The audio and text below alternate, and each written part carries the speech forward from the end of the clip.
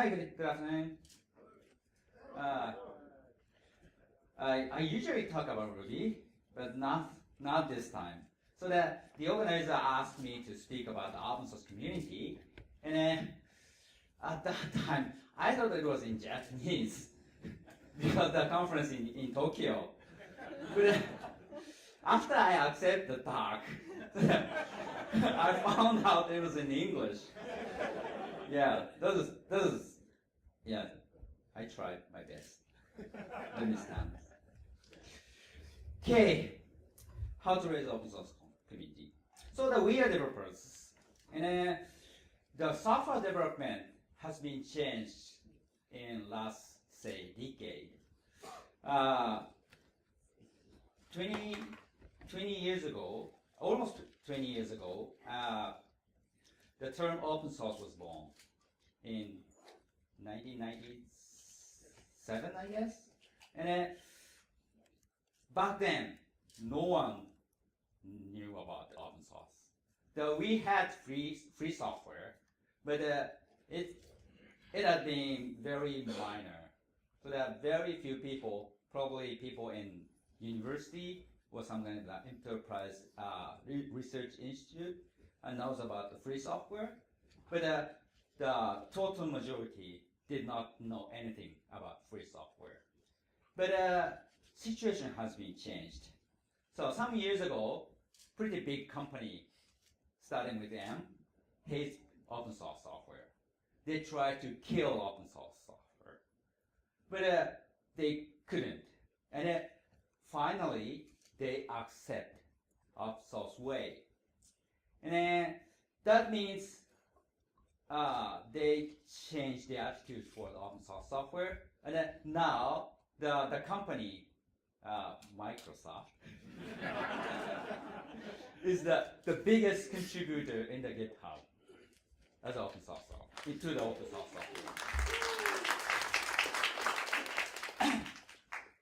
software. So in that kind of development situation, the community is pretty much important. So that not only for open source software, but every software product or every software-based company, the community is pretty much crucial. So let me talk about open source software because I know only about the open source software. I have been working for open source software for more than nearly 30 years or something since I was in university. And then most of that time is spent as a Ruby developer, the designer, the community leader. So that I have pretty much experience about the being in and managing open source community. The term community is a little bit difficult. The definition is pretty vague. But we know open source software relies very heavily on community. So what is community, especially open source community? So the definition in the dictionary is of the community is group of people, like a city of Tokyo or Japanese citizens. They are the community. Actually, they are real community. But the open source community is not really mere group of people or like real community. So the nature of open source community is less known, especially outside of developers. Unlike real communities, we are not mere group of people, and we have no registration, we have no visa to enter into the open source community, we have no initiation, so that we have no registration, and we have no vote, except for some open source communities. But we don't have we don't have mayors, and we are pretty much virtual, and we can't touch it. So that we as an individual, we are not a community, but when we gather, we are a community. It's kind of we don't have membership, and we are not exclusiveness.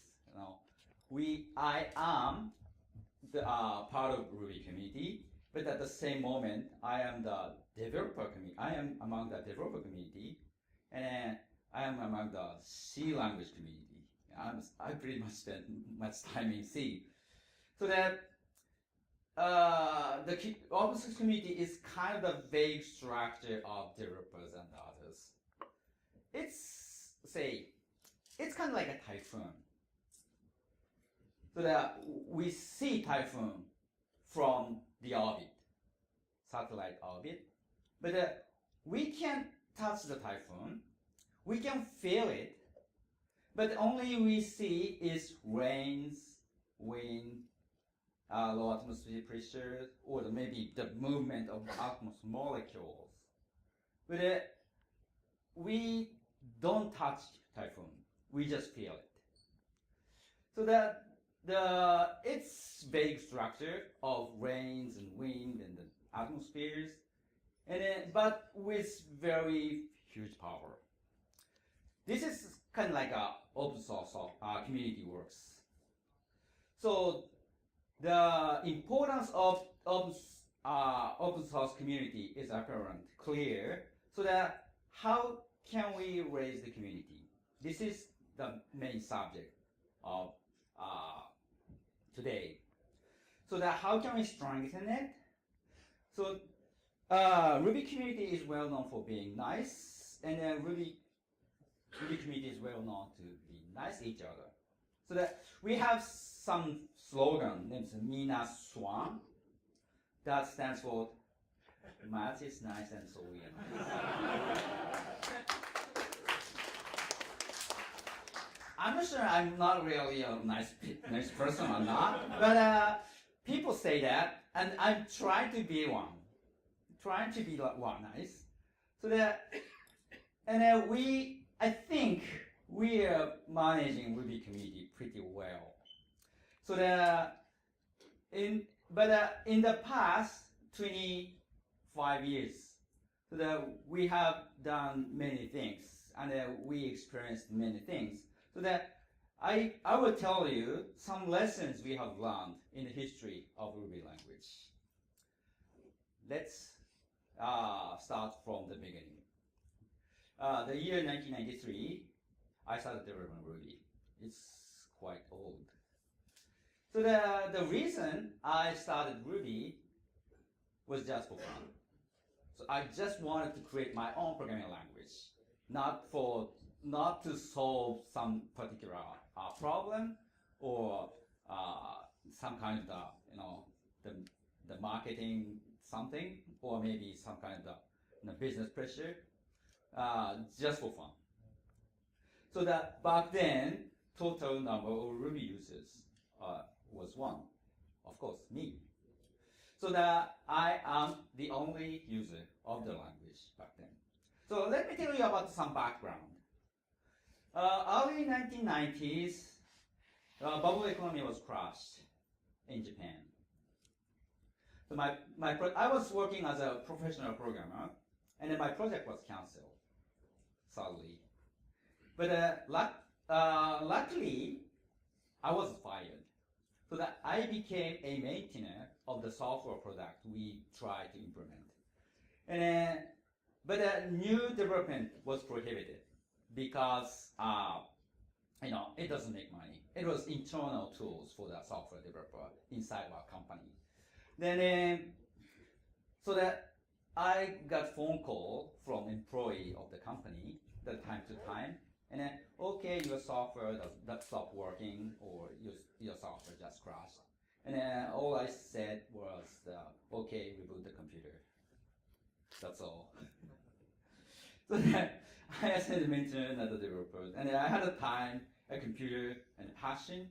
I have been a big fan of programming for almost whole of my life. So that I have my passion, and then I started get interested in programming language since I was in high school. So that I wanted to create my own programming language for a long time. So that okay, I have time. I have computer on my desktop, and I have passion to create programming language, so that I create it, and then it eventually becomes Ruby, and yeah, it was my high school dream, and I put all my knowledge of programming language, and then I worked for 2+ years to make the language usable. So the first lesson of managing community is working product as a starting point.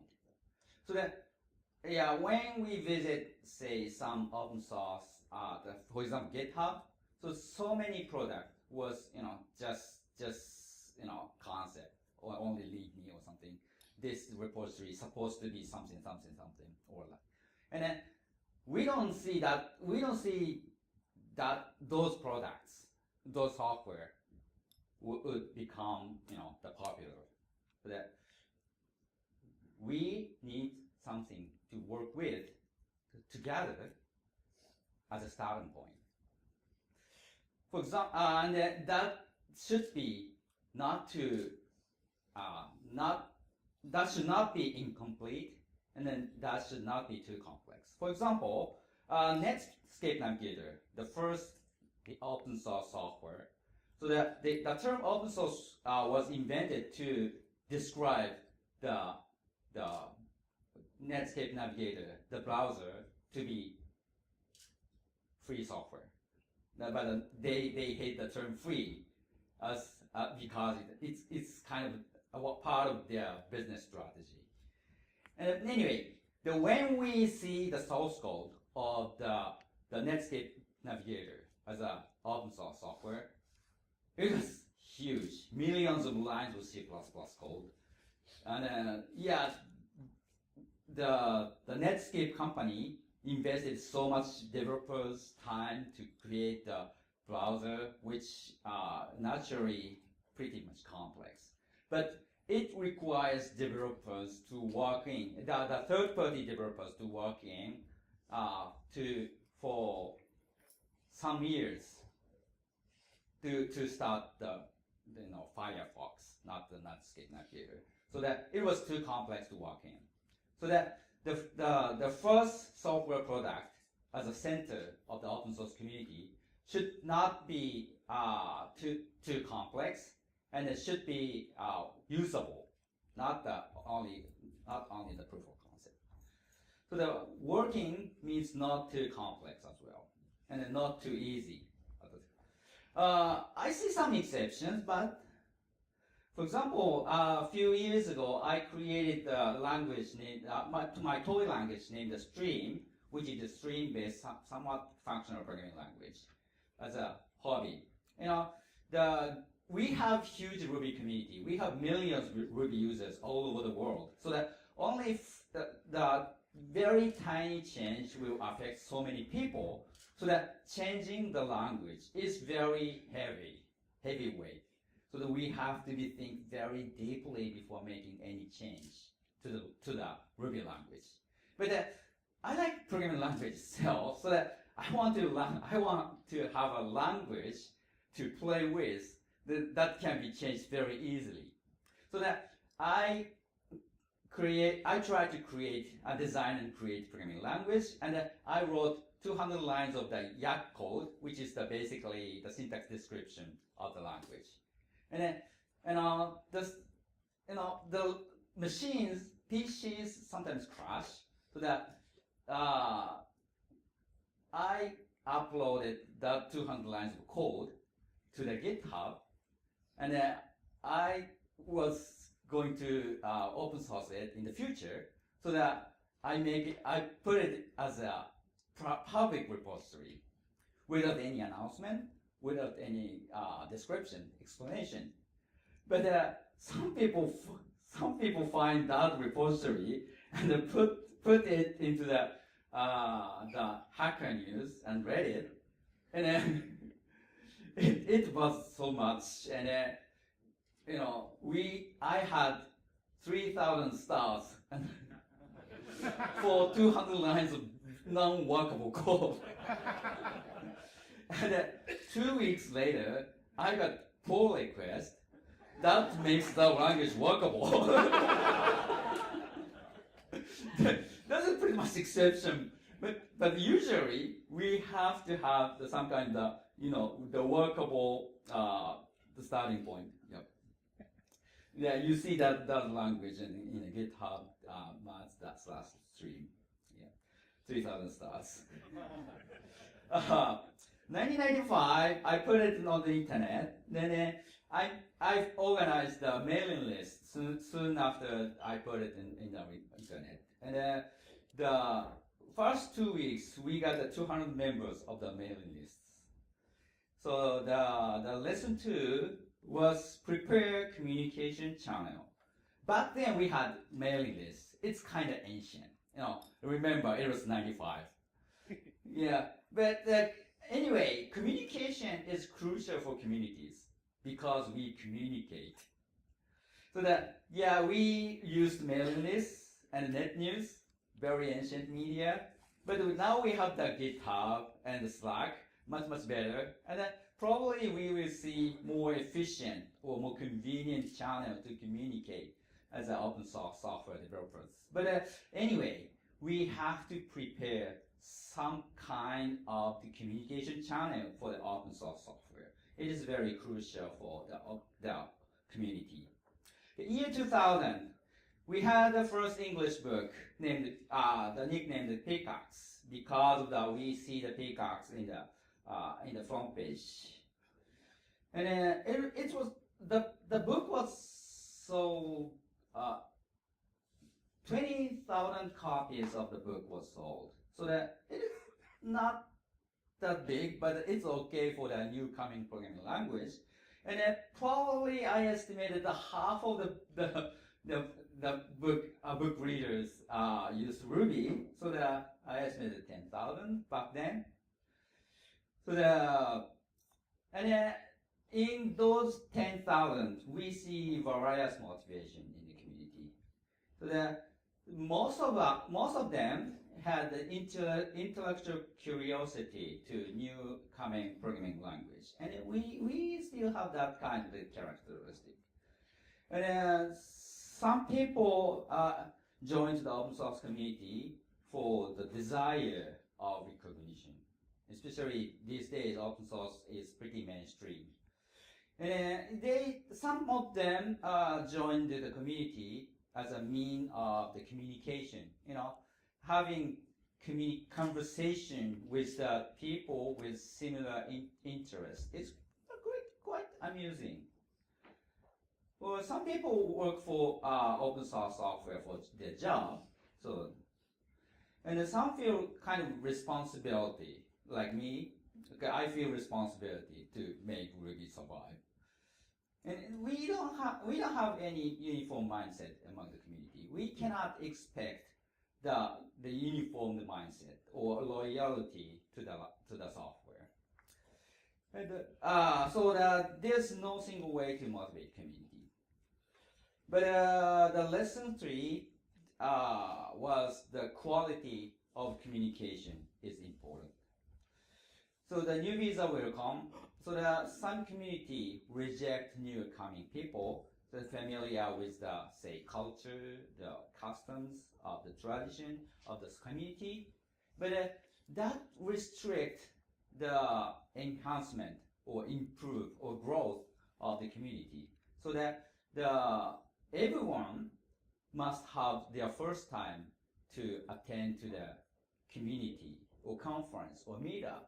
So remember your first time to attend some technical conference. You might feel pretty nervous, right? So that you might feel pretty uncomfortable. Yeah, everyone feels similar way. So that please welcome newbies. So that one of the things I'm very proud of the Ruby community is the welcoming atmosphere.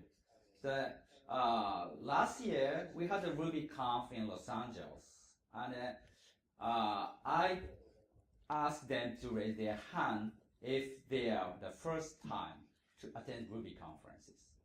More than half of attendees raised their hands. So that means new people still keep coming to the Ruby community. I'm very proud of it. Okay. Anyway, the repeated questions are okay among the communication channels, and then discourage hostile comments. Some kind of trolling things. But since I'm not really native English speaker, and back then I was worse in English conversation, so that some people try to help me to pacify or maybe the discourage the trolling in the community. Yeah, I pretty appreciate that. And yeah, we try to be constructive, and then don't forget your sense of humor. Okay. Year 2001, we had our first RubyConf in Tampa, Florida. It was right after 9/11, and then right after we had the anthrax issue in Florida. It was so scary. But I went there, and then the number of attendee of the first RubyConf was 34. It's much smaller than this audience. And then in the first keynote, I presented the human-oriented programming in Ruby in those 34 people. And then I declared the focus on humans, not machines. And then I emphasized the joy of programming. We, as Ruby language, emphasize the joy of programming rather than efficiency or productivity. Yeah, productivity is pretty much important for Ruby, but joy of programming is even more important. Okay, then I can learn a lesson from this keynote. So that is vision. We have to provide vision for the future, or a vision or philosophy behind the design of the software product. Year 2004, we had Ruby on Rails, and it is pretty much productive framework, and it changed the world. By existence of Rails, the popularity of the Ruby language was skyrocketed, and it was pretty important. And then lesson 5, provide clear benefit to the audience. Remember that year 2004, we had, say, some web application framework, but it was so huge. We have to tens of millions of XML code to build up the web service. But compared to that, the Ruby on Rails was pretty much productive. And then we even create, say, simple web application in, say, 15 minutes. That is wonderful back then. So the Ruby on Rails provided a clear benefit of productivity and flexibility. So the lessons, okay, the clear benefit is the important. And then another lesson we can learn from the Ruby on Rails was mind marketing. So that I'm engineer, I'm a developer, so that I'm pretty much focused on the technology, not marketing. So that actually I didn't like the marketing things, but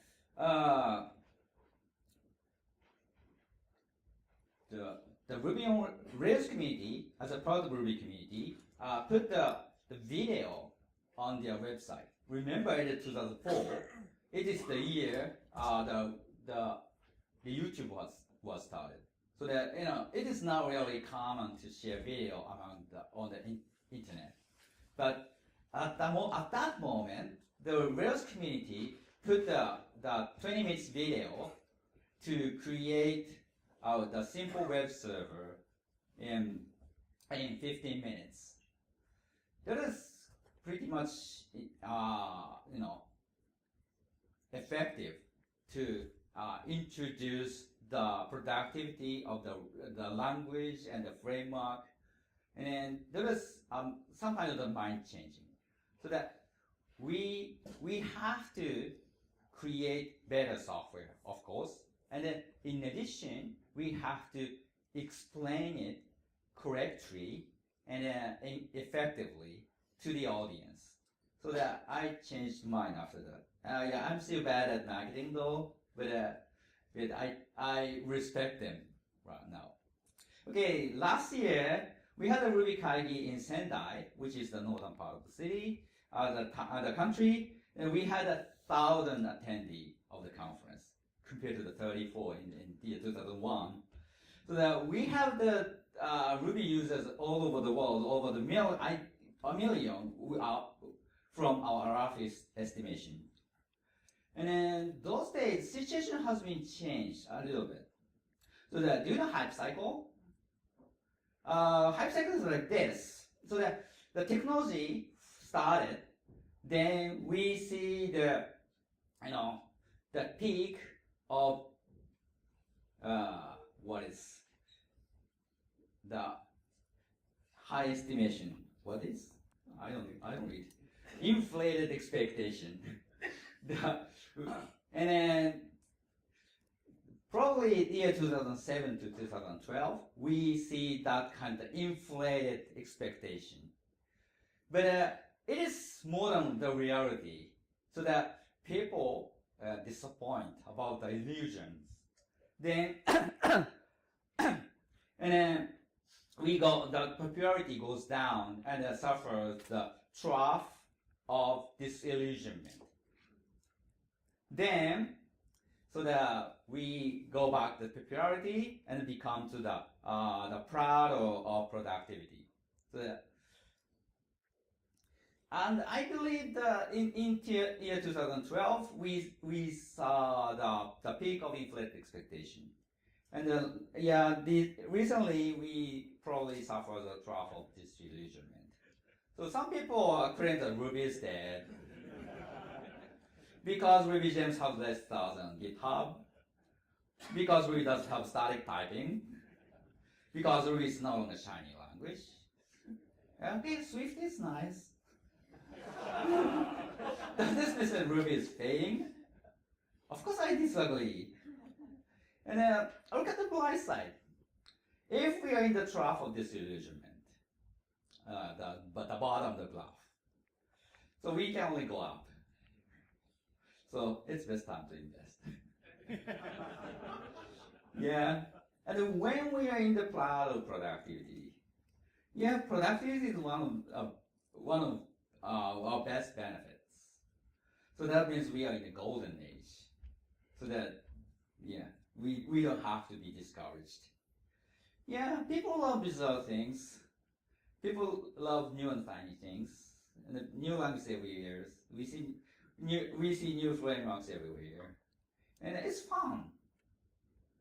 But the problem is, not every open source software follows hype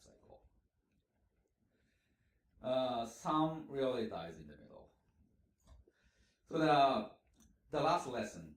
Okay, I'm gonna provide 7 lessons. This is the last one.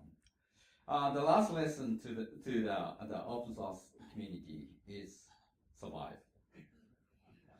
So we need some kind of the open source software survival guide. 1, to become too big to die.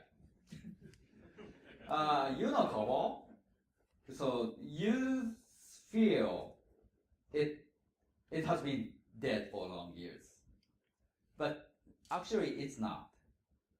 It's still working behind the huge enterprise, or maybe in the medical systems. It's still alive. And the processing transaction or your bank accounts or something. So that the popularity is covered as for fading or for Fortran as well. But it's just too big to die. So that if you once become big, it requires more and more time to use. Time is over. Okay. open source with bigger community lives longer. So be big. And yeah, to be big, attack niche regions. And for example, web frameworks in 2004, as we did, and then IoT in 2017, or maybe fast in 2018 or something, and they provide clear benefit. Okay, and yeah. So the second one is keep moving forward. So the open source community is big organization, as told you, and we can't express a strong loyalty, and we need to attract community. Otherwise, community members will go away, and we will eventually fade away, because community is crucial for open source software. And open source community is kind of like a shark. We have to keep swimming or die. Yeah, and we have to keep moving forward. We have to keep adding new values, features, but at the same moment, we have to provide stability. But incompatibility is like a punishment for the users. And we hate these punishment. I'm sorry. So don't torture your users. The fourth, unfortunately, these two guide, two rules, keep moving forward and provide stability, contradicts. So they provide clear benefit, and then the Ruby became popular. It's not easy to change the language. So the numerous application was written in Ruby, so it's quite difficult to change the language.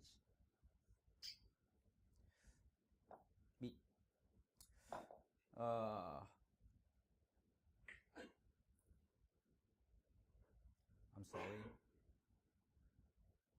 I skipped some slides because we had run out of time. So Ruby cannot be Ruby without the community, and so as your product.